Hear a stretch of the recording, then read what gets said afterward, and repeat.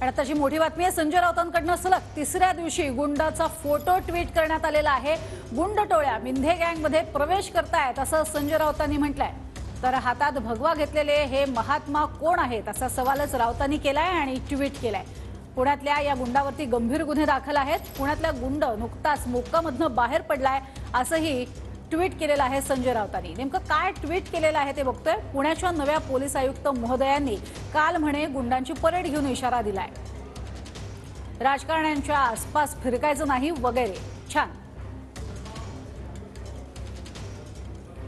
काही गुंड टोळ्या आणि त्यांचे प्रमुख मुख्यमंत्री महोदयांच्या उपस्थितीत थेट मिंधे गँगमध्ये प्रवेश करतायत। नवे पोलीस आयुक्त या गुंडांची परेड काढणार काय? हातात भगवा घेतलेले हे महात्मा कोण आहेत? हा पुण्यातला गुन्हेगार आहे, याच्यावर गंभीर गुन्हे दाखल आहेत असं ट्विट राऊतांनी केलंय आणि हा फोटोही ट्विट केलाय।